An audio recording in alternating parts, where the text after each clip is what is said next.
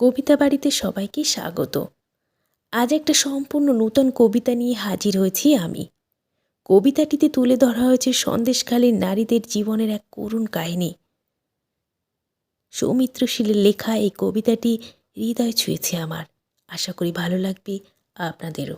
তবে কবিতাটি শোনার আগে বন্ধুদেরকে বলবো, যারা চ্যানেলটিতে নূতন প্লিজ চ্যানেলটিকে সাবস্ক্রাইব করবেন এবং পাশে থাকা বেল আইকনটি প্রেস করবেন, যাতে নতুন কোনো গল্প বা কবিতা এলে সবার আগেই নোটিফিকেশনটি আপনার কাছে পৌঁছে যায়। কবিতাটির নাম সন্দেশখালী। কোন মেয়েটির গতর কেমন, কোন বধূটির বুক, খবর পেয়ে লম্পটদের লালায় ঝরে মুখ।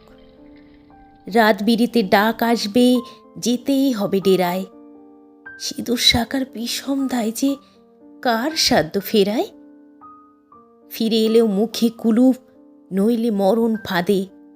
সন্দেশখালী নোনা জলে ভঙ্গ মাথা কাঁদে।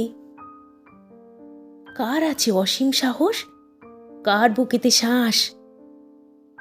বাধা দিলেই ভেরির জলে ভাসবে গোটা লাশ। শাহজাহানের দুপা ধরে গরিব চাষি সাধে, নাও নিয়ে নাও জমিটুকু, ঘরের লক্ষ্মী বাদে। সম্মান হারার ভয় যাদের নিত্যদিনে মারে, কি এমন দোষ ওরা যদি মরে অনাহারে।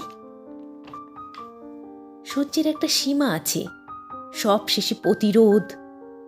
মা বোনদের প্রতিবাদে দিচ্ছে উঁকি রোধ।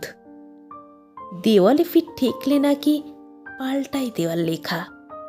সন্দেশখালী, তোমার কাছে রয়েছে অনেক শেখা। যারা ছোট কেস বলছে তাদের আমি বলি, কেমন লাগবে আপনার ঘরে ঘটলে সন্দেশখালী। মায়েরা পথে নামলে মুক্তি নয় কো বেশি দূর। শাসক, তুমি শুনতে কি পাও বিসর্জনের সুর।